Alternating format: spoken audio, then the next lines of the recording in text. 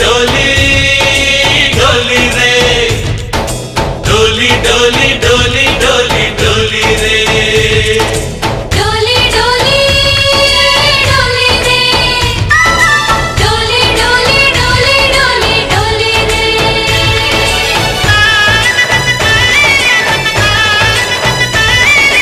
ఆనందాలే వెల్లువైతే కళ్ళలోనా అనురాగాలే నిండిపోవా గుండెలోనా ఆనందాలే వెల్లువైతే కళ్ళలోనా అనురాగాలే నిండిపోవా గుండెలోనా మమతల మాలలు తెచ్చి ఆ కలతలనే చెరిపేసి ముంగిట ముగ్గులు పెట్టి గొప్పెమ్మల కొలువే చేసి మనమంతా చేరి ఆడి పాడే వేళ సంక్రాంతి పండుగ చేద్దామా సన్నాయి పాటలు విందామా సంక్రాంతి పండుగ చేద్దామా సన్నాయి పాటలు విందామా డోలి డోలి డోలి రే డోలి డోలి డోలి డోలి డోలి రే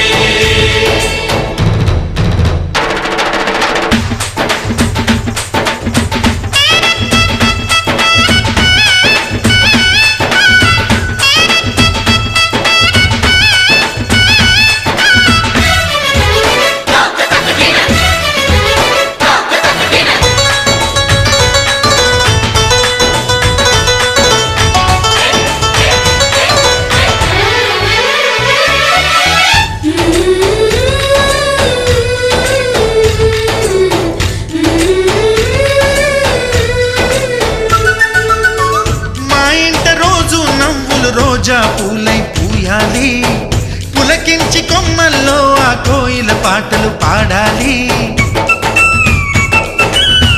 చుట్టాలు పక్కాలొచ్చి కమ్మని విందులు చెయ్యాలి చూసేటి ఊరు వాడ మనసారా దీవించాలి నలుగురు కలిసి చేతులు కలిపి మన కలలన్నీ పండించాలి ఒక చోట పుట్టని కోడళ్ళు అయ్యారు అమ్మకే కూతుళ్ళు త్వరలోని ముద్దుగా పుడతారు ఈ తాత పోలికల మనవళ్ళు ఈ సంతోషాలు సరదాలే మా పండుగలు డోలి డోలి డోలి రే డోలి డోలి డోలి డోలి డోలి రే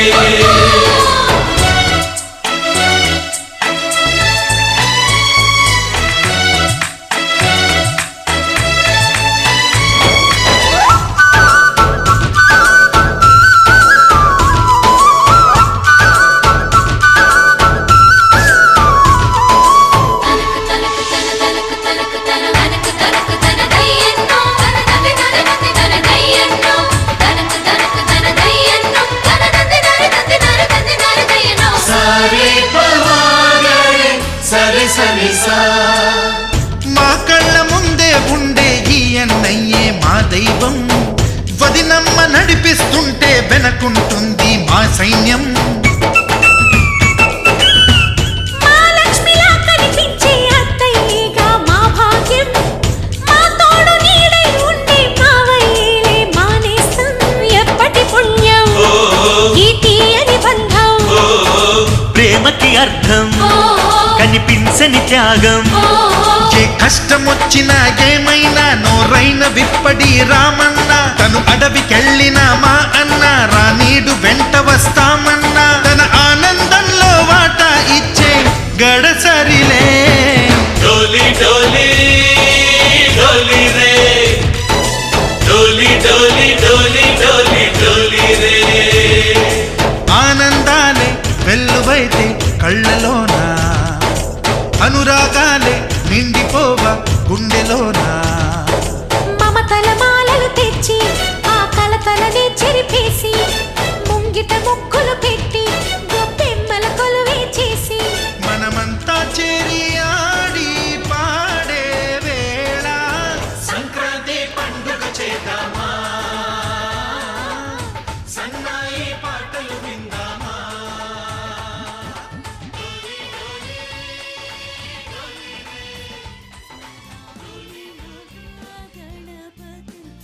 तृतीयायां वासरः वासरस्तु भानुवासरे शुभवासरे शुभनक्षत्रे शुभयोगे शुभकर्णे एवं गुणविशेषण विशिष्टायां शुभदिनो श्रीमान् श्रीमतः गोत्रोद्भवस्य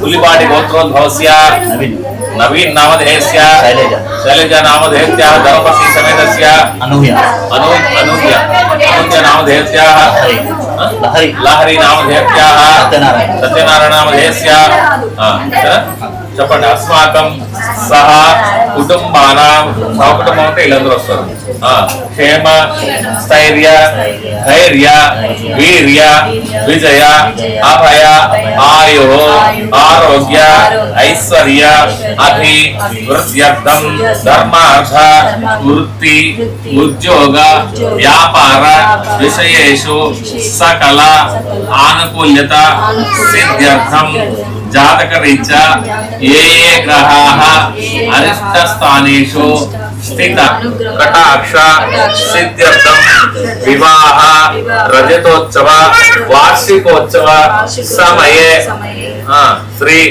రమా సహిత సత్యనారాయణ స్వామి సంపూర్ణ అనుగ్రహ కటాక్ష సిద్ధ్యర్థం మమ रमा सहित सत्यनारायण स्वामी उद्देश्य सत्यनारायण स्वामी प्रीत्यर्थम यावच्छक्ति कल्पोक्त निर्विघ्नेन परिसमाप्ति अर्थम श्री गौरी गणपति पूजा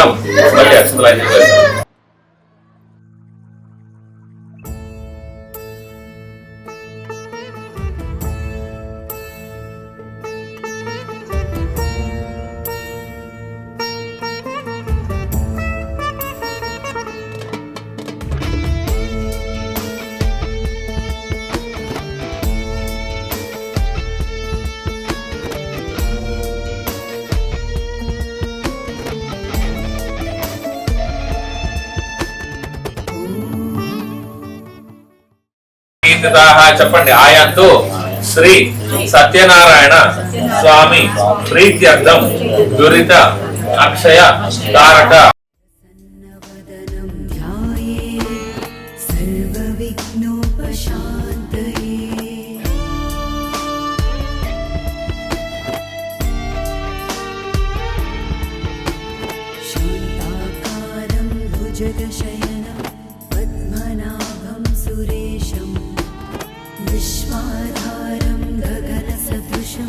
प्रभ निर्विघ्नं कुरु मे देव सर्वकार्येषु सर्वदा।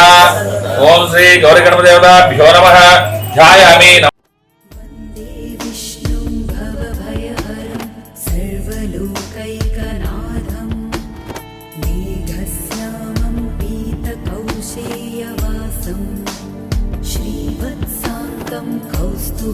कौस्तुभोपासितांगं पुण्योपेतं पुण्डरीकायताक्षं विष्णुं वन्दे सर्वलोकैकनाथं। नमः समस्तभूतानां आदिभूताय भूभृते अनेकरूपरूपाय विष्णवे प्रभविष्णवे।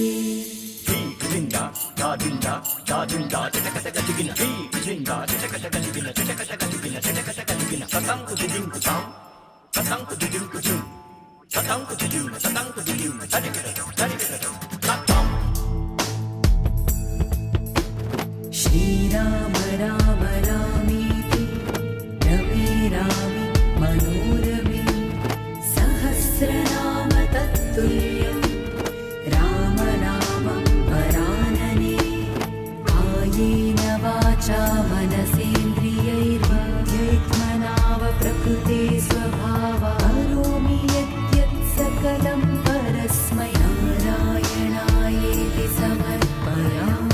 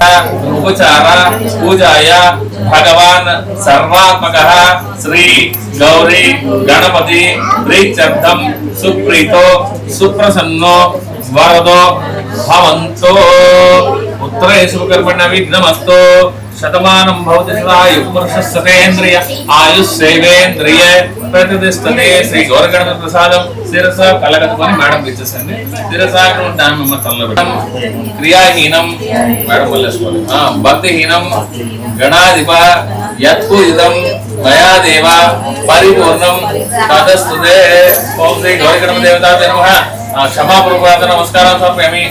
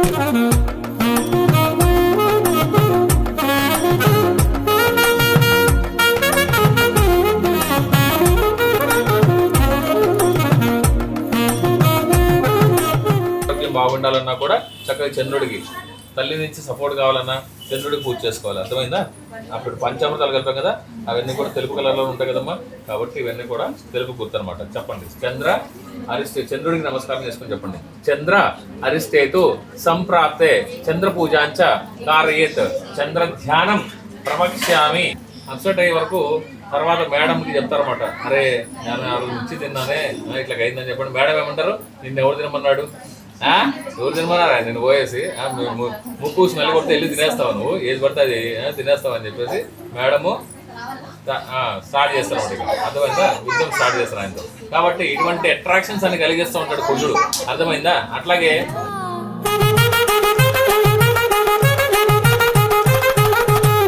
మమ పాప మమ నిని మమ పాప మమ సజ మమ పాప మమ నిని నీ పగా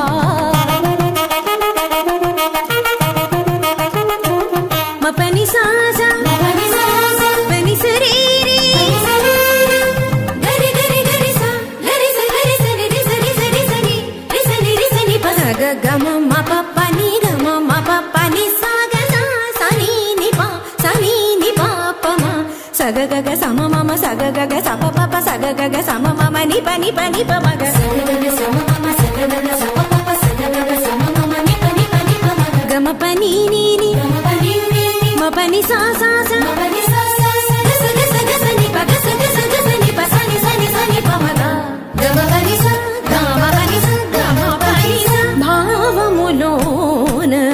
బాహ్యమునందును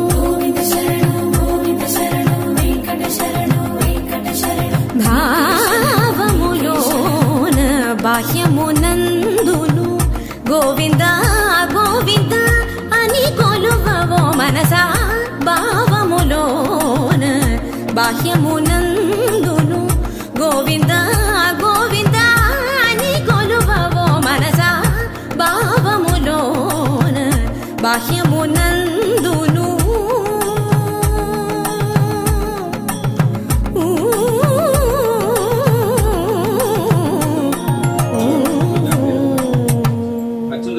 దిగ్భాగం స్థాపయాం పూజామి సంఘం సాయుధం సమేతం వాయుపి దిగ్భాగే వాయుం దిక్పాలకమావాహయామి స్థాపయామి పూజయామి కేతు పెట్టారు కదా అక్కడ స్థాపయామి పూజయామి.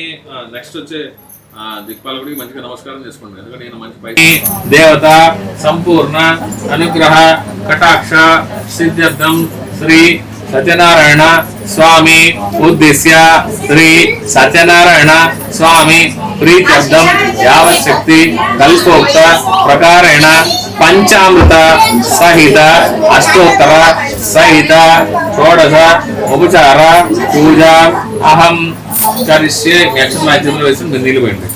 కరిష్యే ఈ నీళ్ళు పోయండి, మొదలు పెట్టండి సార్. కరిష్యే అంటూ ఆదౌ దీపారాధనం కృత్వా లోపల వెళ్ళి లోపల ఒకసారి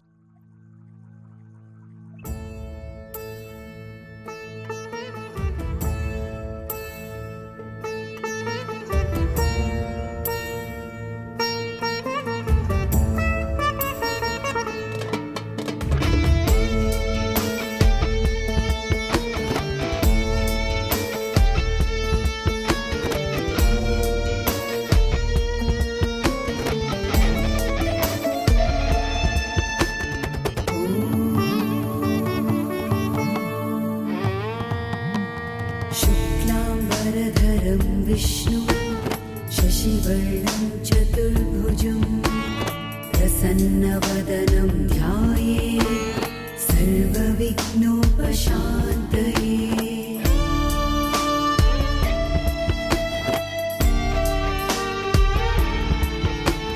शान्ताकारं भुजगशयनं पद्मनाभं सुरेशं विश्वाधारं गगनसदृशं मेघवर्णं शुभाङ्गं लक्ष्मीकान्तं कमलनयनं योगिहृद्ध्यानगम्यं वन्दे विष्णुं भवभयहरं सर्वलोकैकनाथं मेघश्यामं पीतकौशेयवासं श्रीवत्साङ्गं कौस्तुभोपासिताङ्गं पुण्योपेतं కమల నయనం యోగి హృద్యాన గమ్యం వందే విష్ణుం భవభయ హరం సర్వలోకైక నాథం. ఓం శ్రీ సత్యనారాయణ స్వామి దేవతాభ్యర్మ ధ్యాయామి. నమస్కారం చేసుకోండి. ధ్యాయామి, ధ్యానం సమర్పయామి, ఆవాహయామి, ఆసనం సమర్పయామి. అక్షతలు వేయండి అక్కడ వెనకాల. ఆవాహయామి, ఆసనం సమర్పయామి. ఓం శ్రీ సత్యనారాయణ స్వామి దేవతాభ్యర్మ. అమ్మాయ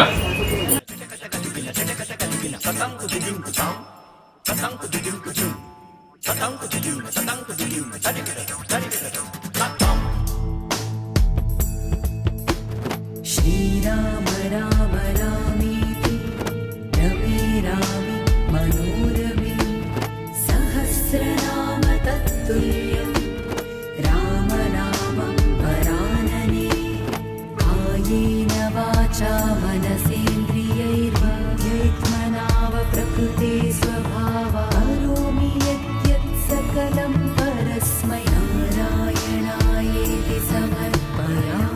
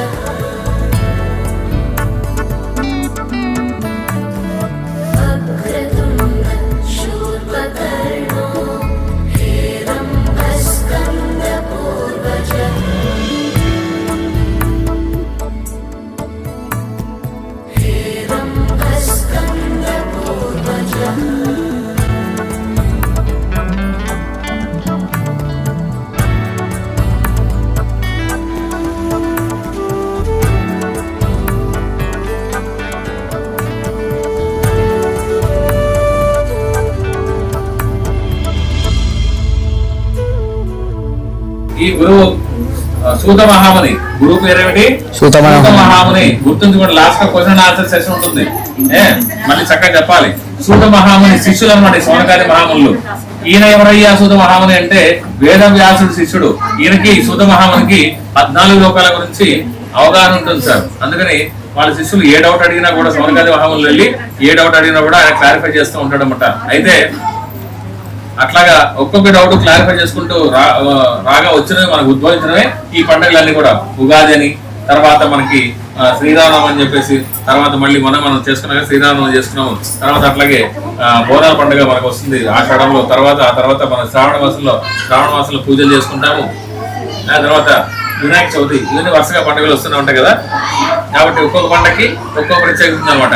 అయితే ఈ సౌనకాది మహాములు ఏమని అడుగుతారంటే వాళ్ళ గురువు దగ్గరికి వెళ్ళేసి, గురుగారు అన్నింటిలోకి ఉత్తమమైనటువంటి పూజ ఏమైనా ఉందా, ఉత్తమమైనటువంటి వ్రతమైన ఉందా, అన్ని అభీష్టాలని సర్వసిద్ధిని కలిగించేటువంటి వ్రతమే ఏదైనా ఉందా అని అడిగినప్పుడు, ఆహా మీరు అడిగినట్టుగానే శిష్యులారా మీరు అడిగినట్టుగానే ఇంతకుముందు పూర్వం నారదుడు కూడా విష్ణుమూర్తిని ఇదే ప్రశ్న అడిగాడు. ఏమిటయ్యా అంటే, ఈ నారదుడు చేసే పని ఏమిటి? 24 గంటలకు ఒకటే స్మరణమ్మ. ఏంటి? నారాయణ నారాయణ తిరుగుతూ ఉంటాడు కదా. ఈ నారాయణ తిరుగుతా 14 లోకాలు తిరుగుతూ ఉంటాడు. అయితే రోజు వచ్చి విష్ణుమూర్తికి రిపోర్ట్ ఇచ్చి అప్పుడు ఇంటికి వెళ్తాడు అనమాట. అయితే ఒకరోజు విష్ణుమూర్తికి రిపోర్ట్ ఇవ్వడానికి వచ్చినప్పుడు విష్ణుమూర్తి అడుగుతాడు, ఏమి నారదా, ఏమిటి మన భక్తులు ఏమనుకుంటున్నారు, సమాచారం ఏంటి చెప్పని చెప్పి అడుగుతాడు. అడిగితే అప్పుడు ఆయన ఏం చెప్తాడంటే, నారదుల వారు కొంచెం దిగులుగా చెప్తారు అనమాట. ఏమిటయ్యా అంటే, 13 లోకాల్లో స్వామి అందరూ బాగానే ఉన్నారు, 14 లోకం అయినటువంటి మానవ లోకం అన్నది భూలోకం అంటారు దాన్ని. ఆ భూలోకంలో మనుషులు మాత్రము సంతృప్తిగా లేరు స్వామి అని అంటాడు. ఏమిటి వాళ్ళకి వచ్చిన కష్టాలు, ఏమిటి వాళ్ళకి వచ్చిన ఇబ్బందులు ఏమిటి అని అడిగితే అప్పుడు ఏమని చెప్తాడంటే, ఒకడేమో నాకు ఇల్లు లేదంటాడు, ఒకడేమో నాకు పెళ్లి కాలేదంటాడు, ఒకడేమో నాకు పెళ్ళ మాటట్లేదు అంటాడు, ఒకడేమో పెళ్ళం నన్ను తంతుంది అంటాడు, ఒకడేమో ఉద్యోగంలో బాస్ ప్రెజర్ చేస్తున్నాడు అంటాడు, ఒకడేమో అనారోగ్యం అంటాడు, ఒకడేమో డబ్బులు లేవంటాడు. ఇలా రకరకాల సమస్యలతో ఇబ్బంది పడుతూ ఉన్నారు స్వామి. మరి వాళ్ళ కష్టాలు అన్నట్టు తీరేటువంటి మార్గం ఏదైనా ఉందా అని అడిగినప్పుడు, ఆహా నారద, ఎప్పుడు కూడా లోక కళ్యాణం కోసం అడుగుతావు కానీ నీ సెల్ఫిష్ గా అంటే నీ స్వార్థంగా ఎప్పుడు కూడా ఏమి అడగవేంటయ్యా అని చెప్పి అడిగితే, సరే వాళ్ళందరి కోరికలు తీర్చే మార్గం ఆసన్నమైంది అని చెప్తాడన్నమాట. నువ్వు నన్ను నిత్యము ఏమని కొలుస్తావు? నారాయణ కొలుస్తావు కదా. నన్ను ఆ నారాయణ రూపంలోనే నేను ఇంకొక అవతారం ఎత్తబోతున్నాను అని చెప్పి చెప్తాడనమాట. అప్పుడు నారదులు వారు చాలా సంతోషించి, ఆహా స్వామి, ఇప్పటికే మిమ్మల్ని చాలా అవతారాలు చూసాము, రాముడిగా చూసాము, కృష్ణుడిగా చూసాము, నరసింహస్వామిగా చూసాము, వెంకటేశ్వర స్వామిగా చూసాము. ఇలా రకరకాల అవతారాలు మీరు వచ్చేసి లోకజనోద్ధరణ చేశారు. ఇంకొక అవతారం మీరు నారాయణ రూపంలో రాబోతున్నారు, చాలా సంతోషం స్వామి అని చెప్పేసి నారదుడు నమస్కారం చేస్తాడు విష్ణుమూర్తికి. నమస్కారం చేసి, అయితే విష్ణుమూర్తి ఏమని చెప్తాడంటే, ఈ నారాయణ రూపంలో వచ్చినటువంటి నేను ప్రజలకందరికి ఏమని హితం పలుకుతానయ్యా అంటే, ఎల్లప్పుడూ సత్యమునే పలకము అని చెప్పేసి పలకండి అని చెప్పేసి నేను హితం పలుకుతాను, కాబట్టి నన్ను సత్యనారాయణ స్వామిగా కొలుచుకుంటారు అని చెప్పేసి చెప్పగానే నారదుడు చాలా సంతోషించారు. ఆహా స్వామి, సత్యనారాయణ స్వామి రూపంలో మిమ్మల్ని ఇంకొక రూపంలో చూడబోతాం అని చెప్పేసి చాలా సంతోషిస్తాడు అనమాట. అయితే సరే స్వామి, బాగానే ఉంది, సత్యనారాయణ స్వామి రూపంలో వచ్చి మీరు ఈ భక్తుల కోరికలను తీరుస్తున్నారు, బాగానే ఉంది. మరి ఈ పూజని ఫస్ట్ ఎవరు చేసుకోవాలని అడుగుతాడు. ఫస్ట్ క్వశ్చన్ ఏంటి? ఎవరు చేసుకోవాలని అడుగుతాడు. అడిగితే అప్పుడు విష్ణుమూర్తి ఏమని చెప్తాడంటే, నాయన నా మీద భక్తి శ్రద్ధలో ఉన్న వాళ్ళు ఎవరైనా చేసుకోవచ్చు ఈ పూజ. దీనికి కుల మత లింగ వర్గ భేదం అంటూ ఏం లేదంటే, పెద్దవాళ్ళు చేసుకోవచ్చు, చిన్నపిల్లలు చేసుకోవచ్చు, పెళ్ళైన వాళ్ళు చేసుకోవచ్చు, పెళ్లి కాని వాళ్ళు చేసుకోవచ్చు, ఎవరైనా చేసుకోవచ్చు ఆయన, దీనికి నియమం అంటూ ఏం లేదు అని చెప్తాడు. సరే స్వామి, బాగానే ఉన్నా, అందరు చేసుకోవచ్చు అన్నారు, బాగానే ఉంది. సరే ఈ పూజని ఎప్పుడు చేసుకోవాలి? నెక్స్ట్ క్వశ్చన్ ఏంటి? ఎప్పుడు చేసుకోవాలని అడుగుతాడు. అడిగితే ఆయన ఏమని చెప్తాడంటే, మాఘమాసంలో ఎప్పుడు ఏకాదశి రోజు కానీ పౌర్ణమి రోజు కానీ, తర్వాత వైశాఖ మాసంలో ఏకాదశి రోజు కానీ పౌర్ణమి రోజు కానీ, అలా కుదిరిన వాళ్ళు ఆషాఢ మాసంలో బోనాలు పండుగ చేసుకున్నారు కదమ్మా, ఆషాఢ మాసంలో ఏకాదశి రోజు కానీ పౌర్ణమి రోజు కానీ, అలా కూడా కుదిరిన వాళ్ళు శ్రావణ మాసం ఇద్దరికి ఇష్టమైనటువంటి మాసం అనమాట. ఎవరికి? ఆ విష్ణుమూర్తి, తర్వాత లక్ష్మీ అమ్మవారికి ఇద్దరు కూడా ఇష్టమైన మాసం కాబట్టి శ్రావణ మాసం వరలక్ష్మి వ్రతం చేసుకుంటాము. అట్లాగే శ్రావణ మాసంలో ఆయన శ్రవణ నక్షత్రంలో పుట్టాడు కాబట్టి శ్రావణ మాసం అంటే ఆయన కూడా ఇష్టం కాబట్టి ఆ మాసంలో చేసుకోవచ్చు. ఒకవేళ ఆ మాసంలో కూడా కుదిరిన వాళ్ళు, తర్వాత హరిహరాదులు ఇద్దరికి ఇష్టమైన మాసం ఏంటది? కార్తీక మాసం. అందులో శివుడికి తర్వాత ఇటు విష్ణుమూర్తికి ఇద్దరికి ఇష్టమైన మాసం కాబట్టి ఈ మాసంలో ఒక్క మాసంలో మాత్రమే ఏకాదశి పౌర్ణమి లేదు, ఏ రోజైనా చేసుకోవచ్చు. ఆ మాసం మొత్తం పవిత్ర మాసం కాబట్టి ఆ మాసంలో ఏ రోజైనా చేసుకోవచ్చు అని చెప్పారు. సరే స్వామి, అలా కూడా కుదిరిన వాళ్ళు మరి ఎప్పుడు చేసుకోవాలని అడిగితే ధనుర్మాసం అని వస్తుంది. అది మళ్ళీ విష్ణుమూర్తి సంబంధించిన మాసం కాబట్టి డిసెంబర్ లో కూడా మళ్ళీ ఆ పూజ చేసుకోవచ్చు, ఏకాదశి రోజు పౌర్ణమి రోజు చేసుకోవచ్చు అని చెప్తారు. సరే అలా కూడా కదున్న వాళ్ళు అబ్బా ఎన్ని ఆప్షన్లు ఇవ్వాలి అని అర్థం నీకు అని చెప్పి అడుగుతాడు. అడిగితే ఇంకొక ఆప్షన్ స్వామి అంటాడు. అడిగితే సరే లాస్ట్ ఆప్షన్ కూడా ఇస్తా అంటాడు. ఏమిటయ్యా అంటే అలా కూడా కుదిరిన వాళ్ళు మకర సంక్రాంతి అంటే కదా, సూర్యనారాయణ అంటే కదా, మళ్ళీ అన్ని ఆయన మకర రాశి ప్రవేశించే రోజున మనకి సంక్రాంతి పండుగ చేసుకున్నాం కదా, ఆ రోజు కూడా చేసుకోవచ్చు అని చెప్పి చెప్తున్నాను. స్వామి ఆహా చాలా బాగుంది, ఇన్ని ఆప్షన్లు ఇచ్చారు. ఇప్పుడు నవీన్ గారు క్వశ్చన్ అడుగుతున్నాను. ఏమిటయ్యా అంటే గురువు గారు మీరు చెప్పినట్టుగా ఏకాదశి రోజు పౌర్ణమి రోజు నాకు కుదరలేదు, నాకు వ్యాపారంలో కుదరలేదు, లేకపోతే ఉద్యోగంలో మా బాస్ గడు కదా వాడు స్ట్రిక్ట్, వాడు ఆదివారం తప్పితే సెలవు ఇచ్చేసావాడు, మరి అప్పుడు ఏం చేసుకోవాలి స్వామి అని అడుగుతారు అన్నమాట. అడిగినప్పుడు అప్పుడు ఏం చెప్పారు స్వామి వారు, ఏం చెప్పారు, నా మీద భక్తి ఉండి ఏ రోజు సంకల్పం చేసుకుంటారో ఆ రోజు ఎప్పుడైనా చేసుకోవచ్చు అని చెప్పి చెప్తారన్నమాట. సరే స్వామి ఇన్ని ఆప్షన్ ఇచ్చారు, బాగానే ఉంది. నెక్స్ట్ థర్డ్ క్వశ్చన్ ఏమిటయ్యా అంటే స్వామి ఈ పూజని ఎలా చేసుకోవాలి అని అడిగినప్పుడు అప్పుడు ఆ స్వామివారు ఏమని సెలవిస్తారంటే ఏ రోజైతే పూజ చేసుకుని సంకల్పం చేసుకుంటారో ఆ రోజు చక్కగా ఇంటినంతా శుభ్రం చేసుకొని, అట్లాగే ఇప్పుడంతా ఆవు పెడితే ఇలా ఎవరు అలకట్లేదండి, మనకి అపార్ట్మెంట్ కల్చర్ వచ్చింది, ఇల్లా కల్చర్ వచ్చింది కాబట్టి ఆవు పెడితే ఎవరు అలకట్లేదు.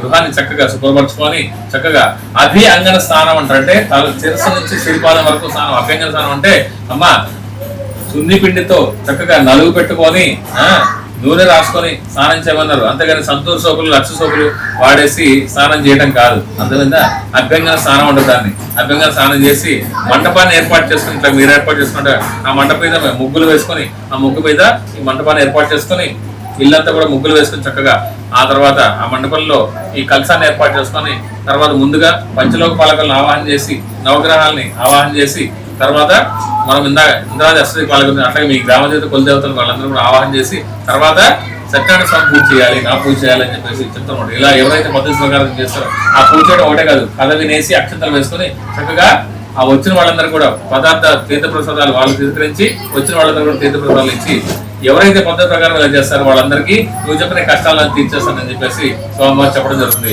ఇది ప్రథమాధ్యాయ పరిసమాప్తి, రేవాకంటే ప్రథమాధ్యాయ పరిసమాప్తి, గంధ పుష్పాక్షరాలు సమర్పయామి. జై బోలో సత్యనారాయణ స్వామికి. ఏందమ్మా నేను ఒక్కడే ఉన్నా, మీరేమో 10 మంది ఉన్నారు, గట్టిగా రావట్లేదు వాయిస్, అదే చెప్పాలి. కొబ్బరికాయ కొట్టండి సార్ ఈ లోపల, వాళ్ళ క్వశ్చన్స్ ఆన్సర్స్ అడుగుతాను నేను ఈ లోపల. కొబ్బరికాయ కొట్టండి మీరు. మళ్ళొకసారి చెప్పండి పెద్దగా, జై బోలో సత్యనారాయణ స్వామికి. ఇలా పెద్దగా ఆకలేస్తున్నాడు అందరికి. జై బోలో సత్యనారాయణ స్వామికి. ఓం శ్రీ సత్యనారాయణ స్వామి దేవతాభ్యో నమః. ఆనంద దివ్య మంగళ కర్పూర నీరాజన సమర్పయామి. నీరాజన అనంతరం శుద్ధ ఆచమనీయం సమర్పయామి. నీరాజన శుద్ధ ఆచమనీయం సమర్పయామి. నమస్కారం చేసుకోండి అన్నమాట. చెప్తే సరే స్వామి ఆ మార్గం మీద మీరే సెలవు ఇవ్వండి అని చెప్పేసి ఆయన అడుగుతాడు. ఆయన ఏమని చెప్తాడంటే అన్ని వ్రతాల్లో కల్లా ఉత్తమమైన వ్రతము సత్యనారాయణ వ్రతం అనేది ఉన్నది. ఆ వ్రతం కనుక నువ్వు ఆచరించావంటే నీ కష్టాలను తీరిపోతాయి అని చెప్పేసి చెప్పగానే సరే స్వామి మీరు అన్నట్టుగానే నేను ఆ సత్యనారాయణ వ్రతాన్ని ఆచరిస్తానని చెప్పేసి సాయంత్రం వెళ్ళేసి గట్టిగా సంకల్పం చేసుకుంటాడు. పెద్ద అని చెప్పినట్టుగా నేను నా కనుక మంచి ద్రవ్యం రేపు భిక్షాటన వెళ్ళగా నాకు ఎంతైతే డబ్బులు వస్తాయో ఆ డబ్బులతో నేను స్వామివారి వ్రతం చేసుకుంటానని చెప్పి గట్టిగా సంకల్పించుకుంటాడు.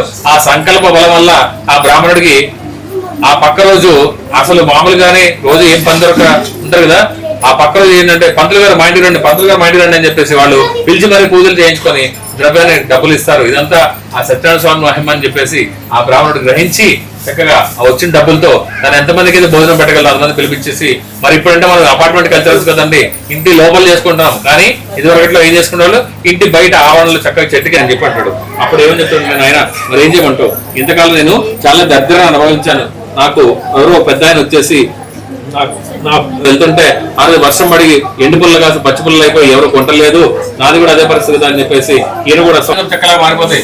ఆ ఊర్లో అంతా సువాసన వెళ్తున్నసరికి ఆహా ఎవరు మంచి గంధపు చెక్కలు తీసుకుని వెళ్తున్నారని చెప్పేసి వాళ్ళు పిలిచి మరి ఆ ఊర్లో వాళ్ళందరూ కొంటారు. అప్పుడు డబ్బులు రావాల్సిన దానికన్నా కూడా రోజు వచ్చేదానికన్నా డబ్బులు ఎక్కువ రావడంతో ఈయన కూడా సంతోషించి ఆహా ఇదంతా స్వామివారి మహిమ అని చెప్పేసి గ్రహించి ఏం చేస్తాడు, ఆ బ్రాహ్మణ లాగానే ఆయన కూడా తన ఎంతమందికి అయితే భోజనం పెట్టగలటో అంతమంది పిలిపించుకొని తన ఇంటి ఆవరణలో చక్కగా కూర్చుని ఎప్పుడైతే ఈ వ్రతాన్ని ఆచరిస్తారో అనంత కాలంలో ఈ బ్రాహ్మణుడికి తర్వాత ఆ కట్టెలున్నాడు ఇద్దరికి కూడా వాళ్ళ దరిద్రం అంతా పోయి చక్కగా రోజు పని దొరికి దిన అభివృద్ధి చెంది చివరికి సుఖ సంతోషాలు భార్యబిడ్డలు చక్కగా చూసుకొని సుఖ సంతోషాలతో ఉండి చివరికి మోక్షాన్ని చేరుకుంటారు. ఇది రేవాకంటే ద్వితీయోధ్యాయ సమాప్తి.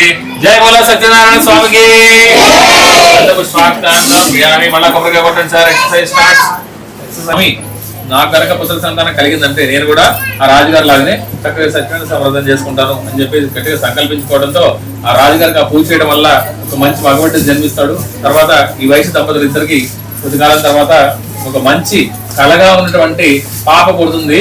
పాప అందంగా కళగా ఉంది కదా అని చెప్పేసి ఈ పాపకి కళావతి అని పేరు పెడతాడండి. అయితే మరి లీలావతి గుర్తు చేసిన ఏమండి మరి పాప పుట్టింది కదా, మరి చక్కటి పాప పుట్టింది కదా, మనకి వ్రతం చేస్తున్నాం మనకి గుర్తు చేస్తే ఏమంటాడు, ఇప్పుడేమో అవసరం అంత బాగానే మంచిగానే ఉంది కదా, తర్వాత పాప పెద్దగా నాకు చేస్తున్నాం అని పోస్ట్ పోన్ చేయాలంటే వాయిదా వేస్తాడు. వాయిదా వేయగానే సరే కొద్ది కాలం పాప పెద్దగా అవుతుంది మళ్ళీ గుర్తు చేస్తుంది ఏమండి ఇప్పుడన్నా చేసుకున్నావా వ్రతం అని చెప్పంటే ఏం లేదా పర్వాలేదు బాగానే మంచిగా ఉంది అంత బాగానే ఉంది కదా, వ్యాపారం కూడా బాగానే ఉంది, పాప వివాహం అప్పుడు చేద్దాంలే అని మళ్ళా పోస్ట్ పోన్ చేస్తాడు, మళ్ళీ వాయిదా వేస్తాడు. సరే కొద్ది కాలానికి యుక్త వయసు వస్తుంది, మంచి అల్లుడిని చూసేసి ఈ పాపకి వివాహం జరిపిస్తాడు. జరిపిస్తే మళ్ళా లీలావతి ఇట్లా గోగుతుంది, ఏమంటే ఇప్పుడు చేస్తున్నాం అంటే ఇప్పుడు అల్లుడు గారు కూడా వచ్చారు కదా, చక్కగా అల్లుడిని కూతురు ఇద్దరు కూడా చేద్దామంటే పాప కొంతకాలంగా సంపేస్తూనే ఉన్నాను, వ్రతము పూజలు అంటున్నాను, ఏం పర్లేదు మంచిగానే ఉంది అంత బాగానే ఉంది కదా, మంచి అల్లుడు కూడా దొరికాడు మనకి, ఇప్పుడేం పర్వాలేదే, వేరే సందర్భంలో ఇప్పుడు మళ్ళీ చేస్తున్నాం అని చెప్పి మళ్ళా పోస్ట్ పోన్ చేస్తాడు. మరి స్వామివారికి మాత్రం కోపం రాదా, ఇన్నిసార్లు సంకల్పం చేసుకుని మనం పూజ చేసుకోపోతే సోమవారం ఎంతవరకు ఉపేక్షిస్తారండి. దగ్గర ఆయన కోపం వచ్చేసి ఇట్లా వీడికి చిన్న పరీక్ష పెడదాం అనుకుంటాడు. అదేమిటయ్యా పరీక్ష అంటే కొద్ది కాలానికి ఈ అల్లుడును మామగారు ఇద్దరు కలిసి పక్క రాజ్యమైనటువంటి తమిళనాడు రాజ్యానికి ఆ రాజ్యాన్ని చంద్రకేతు మహారాజు గారు పరిపాలిస్తూ ఉంటారండి. ఎవరండి? చంద్రకేతు మహారాజు గారు పరిపాలిస్తుంటారు. అయితే ఈ రాజ్యానికి వ్యాపారం కోసం వెళ్తారు.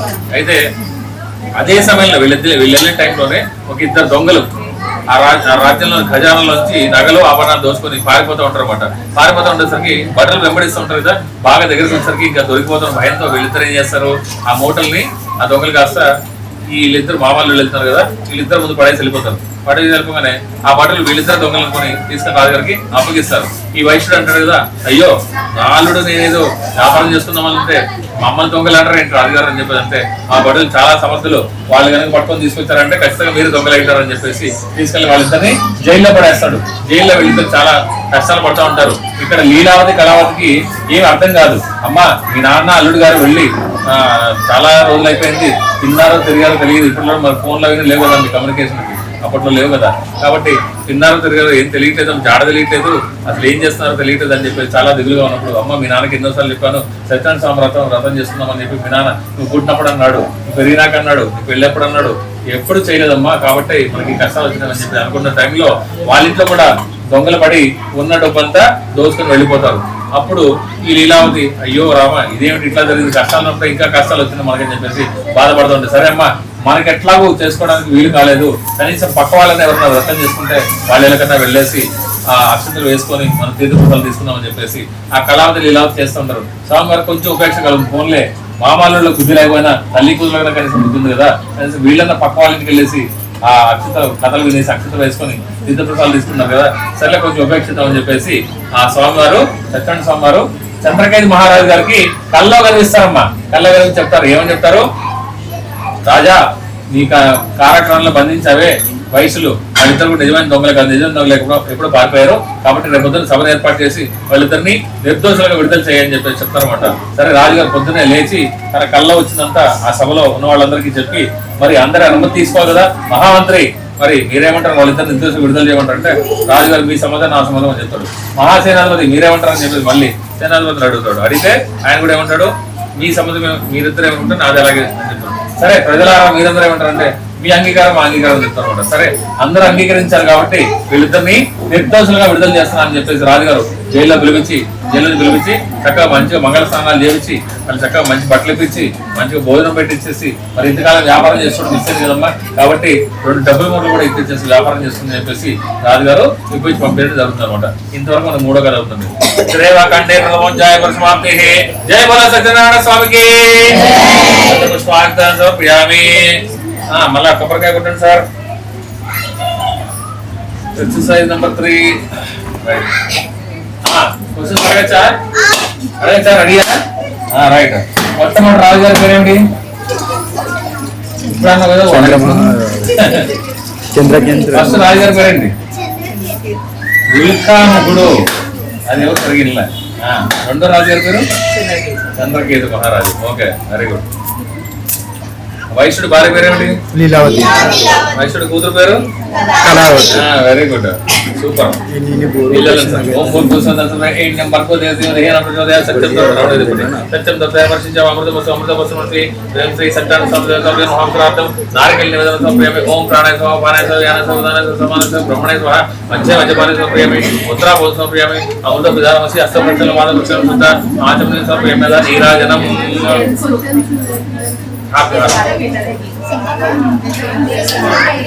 ఓం శ్రీకాంతాయ కళ్యాణాయ శ్రీనివాసాయ శ్రీరస సన్మంగళవంతు శ్రీ సత్యాన సమేత దేవతాభ్య నమః ఆనంద దివ్య మంగళ కర్పూర నీరాజన సమర్పయామి నీరాజన అనంతరం శుద్ధ ఆచమనీయం సమర్పయామి నమస్కరోమి. ఇప్పుడు నమస్కారం చేసుకోండి. జయ బలో సత్యనారాయణ స్వామికి.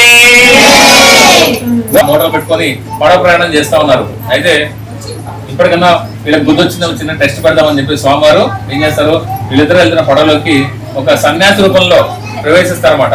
ప్రవేశించగానే కొద్ది దూరం వెళ్ళిన తర్వాత అల్లుడు చూస్తాడు. అల్లుడు చూసి, మామ ఇప్పటి వరకు ఈ బోట్లో మన ఇద్దరం ఉన్నాం కదా, ఈ స్వామివారు ఎప్పుడు వచ్చారు అని చెప్పి అడుగుతాడు. ఏం అల్లుడు నాకు తెలియదు, సరే ఆ స్వామివారికి ఏం కావాలి కనుక్కుందాం పదా అని చెప్పేసి వీళ్ళు అడుగుతారు. ఆ స్వామి మీరెవరు, ఎందుకు వచ్చారని చెప్పంటే, నాయన నేను కూడా ఏదో మీరు వెళ్ళాలి, గమ్యానికి వెళ్ళాలి, నన్ను కూడా తీసుకెళ్ళి మీతో పాటు అని చెప్పేసి, సరే తీసుకెళ్తాను కానీ మీకేం కావాలని అడుగుతాడు. అడిగితే ఆయన ఏం చెప్తాడంటే, ఆయన మీ దగ్గర డబ్బులు మూటలు ఉన్నాయి కదా, నాకు కొంచెం బాగా కష్టాలు ఉన్నాను, కొంచెం డబ్బులు ఇవ్వని అడుగుతాడు. అడిగితే ఈ వయసుడు ఏమంటాడు, అందులో పైసలు ఏం లేదు సార్, వెళ్ళాను మీరు దయచేయండి అంటాడు. అంటే ఆయన మళ్ళీ రెండోసారి రిక్వెస్ట్ అడుగుతాడు స్వామివారు. ఎవరు? సత్యనారాయణ స్వామివారు అడుగుతారు. ఏమని? నాయన చాలా ఇబ్బందులు ఉన్నా, కష్టాలు ఉన్నాను, కొంచెం ఇవ్వండి ఆయన అని మళ్ళీ అడుగుతాడు. అంటే అరే అందులో పైసలు లేవని చెప్తున్నాను కదా సార్, మీరు వెళ్ళండి దయచేయండి అని చెప్పి అంటాడు. సరే మళ్ళా మూడోసారి మళ్ళీ స్వామివారు అడుగుతారు. ఏమని? మళ్ళీ రిక్వెస్ట్ అడుగుతారు. ఏమని? నాయన పేద బ్రాహ్మణి చాలా ఇబ్బందులు ఉన్నాను, కొంచెం మీరు తీసుకెళ్ళిన డబ్బులు నాకు అవసరం లేదు, కొంచెం డబ్బులు ఇస్తే నా కష్టాలు తీసుకుంటాను ఆయన. అరే అందులో ఆకలాలంలో ఉన్నాయి స్వామి, అందులో ఏం లేదు పైసలు ఏమని చెప్తున్నాను కదా, మీరు వెళ్ళండి దయచేయండి అని చెప్పి తిరస్కరిస్తాడు. ఆ స్వామివారు వెళ్తూ ఏమన్నాడంటే, అందులో ఆకలాలు ఉన్నాయట, ఆకలాలతో ఏం వ్యాపారం చేసుకుంటామని అడుగుతాడు. అడిగితే ఏదో చేసుకుంటాం స్వామి, మీకు ఎందుకు, మీరు దయచేయండి అంటాడు. అంటే సరే ఓకే అని చెప్పేసి ఈయన ఏం చేస్తాడు, వెళ్ళిపోతే ఏమంటాడు, తదాస్తు అంటాడు. తదాస్తు అనగానే కొద్ది దూరం వెళ్ళిన తర్వాత నిజంగానే ఆ డబ్బులు మూటలు కాస్త ఆకులలుగా అయిపోతాయి. కొద్ది దూరం వెళ్ళిన తర్వాత ఈ అల్లుడు గారు చూసి మామ ఆ వచ్చిన ఆయన చూస్తుంటే ఏదో భగవంతుడు లాగా ఉన్నాడు, భగవత్ స్వరూపం లాగా ఉన్నాడు, ఆయన ఏదో కొంచెం పైసలు అడిగాడు, ఆయనకి కావాల్సి ఇచ్చేసి పంపించేసి అయిపోయింది కదా, మనవసరంగా ఆయన దూషించి పంపించావు, ఆయన ఏదో పోతా ఏదో శాపం పెట్టిపోయినట్టున్నాడు. నిజంగానే మనం ఇప్పుడు ఆకులలు అయిపోయినాయి, ఇప్పుడే అన్ని కష్టాలు పడి రాజుగారి దగ్గర ఆ జైల్లో ఉండి వ్యాపారం చేస్తున్నావు, డబ్బులు తెచ్చుకుంటుంటే నువ్వు అనవసరంగా ఆయన తిట్టి పంపించావు, ఆయన ఏదో శాపం పెట్టిపోయినట్టున్నాడు, ఇప్పుడు ఇద్దరం కలిసి ఏడుద్దాం అంటాడు. అయ్యో అల్లుడు నాది కూడా తప్పైపోయింది, వెళ్ళి స్వామివారిని క్షమాపణ కోరుతాం పదా అని చెప్పేసి వెళ్ళి ఆ స్వామివారు కావాలని అక్కడే తిరుగుతూ ఉంటాడు అనమాట. వీళ్ళిద్దరు రావాలి పశ్చాత్తాపం అని చెప్పేసి. అందుకని వెళ్ళి ఆ స్వామివారి ఆ పాదాల మీద పడి, స్వామి మా తప్పైపోయింది క్షమించండి, మేము ఇప్పుడే ఆ రాజుగారి దగ్గర అన్ని కష్టాలు పడి ఆ వ్యాపారం చేసుకుని డబ్బులు కూడా తీసుకొచ్చుకుంటాము, మా డబ్బులు మాకు తిరిగి ఇప్పించేసి మేము వ్యాపారం చేసుకుంటాం స్వామి అని చెప్పగానే, ఆయన నేను నిమిత్త మాత్రం నేను సహాయం కోసం మిమ్మల్ని కొంచెం డబ్బులు అడిగాను, మీరు కాదు పొమ్మన్నారు, నేనేం చేస్తాను, అంతా భగవంతుడే తీసుకోండి, మీరు దయచేయండి అంటే వీళ్ళిద్దరు ఏడ్చుకుంటా మళ్ళా పడవలోకి వస్తారు.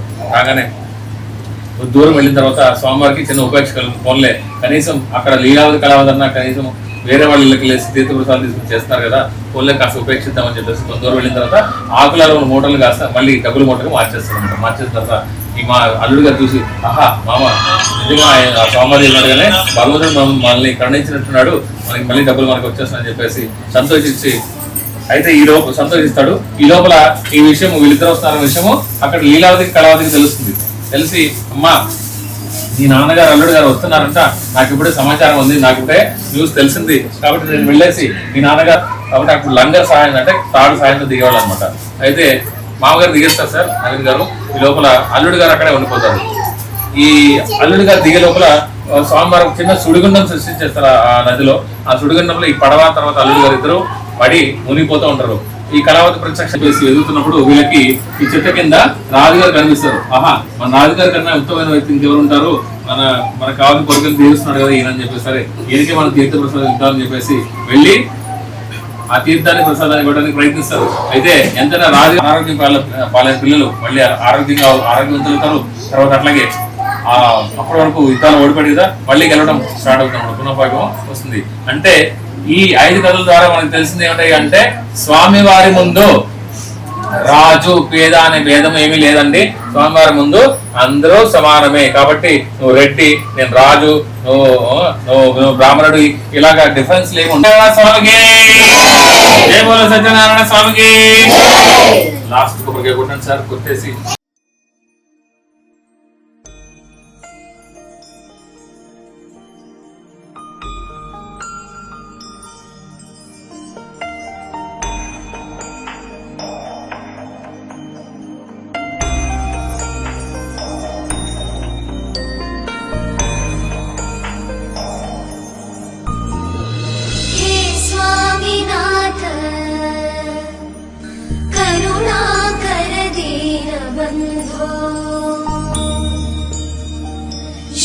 पार्वतीश मुख पंकज पद्मबन्धो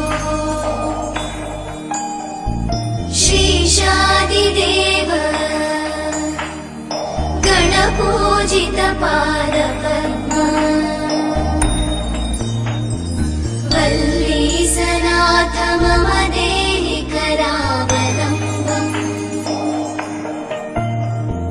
देवादिदेव सुत देवगणाधिनाथ देवेन्द्र वन्द्य मृदु पंकज मंजुपाद देवर्षि